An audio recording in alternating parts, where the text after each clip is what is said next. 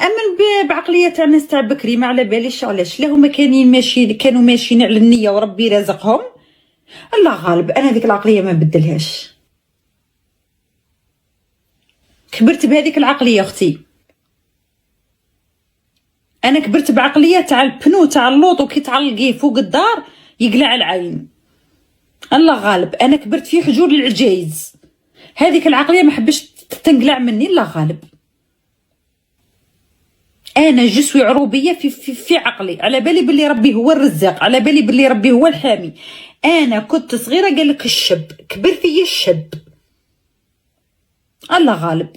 انا دايره هكا، ما تسالينيش اختي.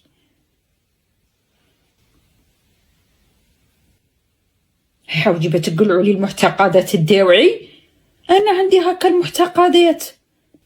انا عندي كي تجيني الشعريه في عينيا ندير 7 حجرات وقع كاش واحد يجي يطيحهم، لحد الان مازالني نديرها. وسي فري مدام كي تنوض لي هذيك الشعريه في عيني والله ندير 7 حجرات ونروح ونخليهم.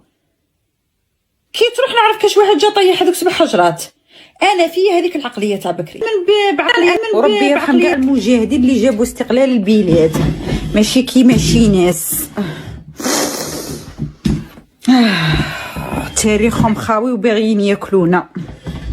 المهم هذا جدي الطيب ربي يرحمه من وافليه تابعه البلديه سيدي جلالي بن عمار.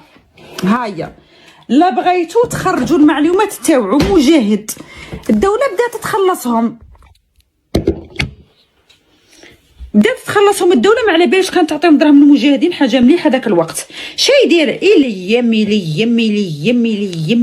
يم يمرض ما يروح للطبيب.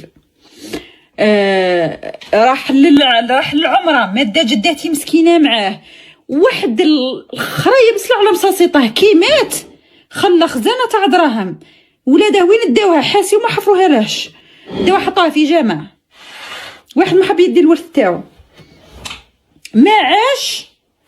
كان يجينا لتيارت، كان يجي زاير لابس واحد الجلابه مرقحها واحد الترقاع، راسك فوائد البزور ما تحسي بأنوثة فقط. انا زمان كي كنت نخرج برا المارشي المول ما كاش كاع اللي يخزر فيا، دروك ولاو يخزروا في صدري باش يخزر في وجهي. قسما بالله العلي العظيم وراني رايحه نرقد ان شاء الله بربي نوض في قبري اذا راني نكذب.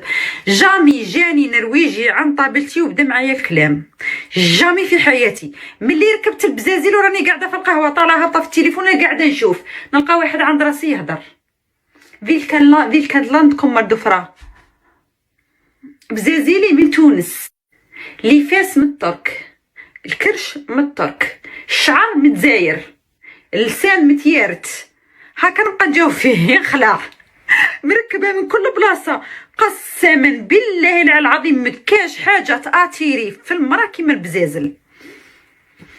قلت لكم وراسي وان شاء الله بربي غدوه عينيا نحلهم في القبر يا ربي اذا راني نكذب. ضروك يدراقوك عادي برا، عادي يدراقيك عادي، يجي شخص يقول لك من وين انتي. جامي جاني نرويجي وقال لي من وين انتي. من فوائد البزول تذكروني عندي عمتي مطلقه وعايشه معانا وعندها ولدها كبير، ايا خطره حكم لي نهضر في التليفون ايا مع واحد وقالت لكم ما نقبلش نتزوج مع وليدها، قالت له تقول لدارنا اسبقيها وليد عمتك انا ندوش تخلي عليا للدوش، ديري لها فضيحه في الدار حق ربي والله ماني نزيد عليك. قبل ما تزوجك بولدها وتجي تسكن عندكم الدار في داركم ديري لها قضيه، دخلي للدوش. بعد كي يدخل للدار راه في الكوزينه ولا راه فايت من الكولوار ولا والله العظيم تقرعي قشك في الدوش وشم خير روحك شويه ما هكا قعدي عند الباب غير تسمعي فات حلي الباب وبداي توغي يجو هو واقف عند الباب وانت توغي في الدوش. حل عليا الباب وتخلى علي في دقيقه تحوز برا. ربي قاع عطانا كاع هذا حق ربي ربي حط علينا آية في القرآن الكريم إن كيدهن عظيم. هذا الكيد اللي ما استخدمناش في هذا الصوالح وقتاش غادي يستخدموه، ولا وقتاش هذا الكيد غادي يستخدموه؟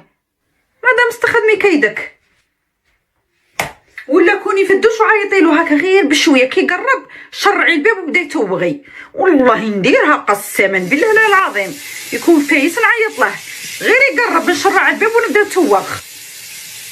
هو خلي حال فمه، ما هو مو عارف في ربها والو، هو يحلف وانا نحلف.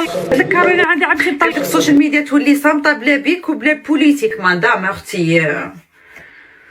نهضر يجي وقت ونرجع للجزائر، نرجع نلقى القضايا يقاروا عليا عند المطار. راكي هضرتي في فلان، راكي درتي في علان، راكي جبتي القضيه فلانيه. تحسبي كاع الشيء اللي راني دايره تيفوت مرور الكرام.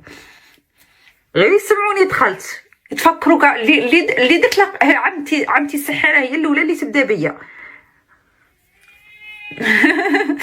هي اللي تبدا بيا تروح ترفع فيا قضيه عند الدوله، وراجل عمتي السحاره خدام في الدوله. والله من يزيد عليكم مش يخدم بس خدام في الدوله. يانا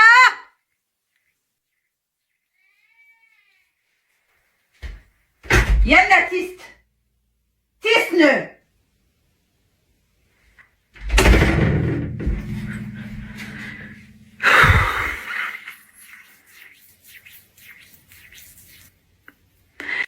قالت لك السوشيال ميديا تولي صامته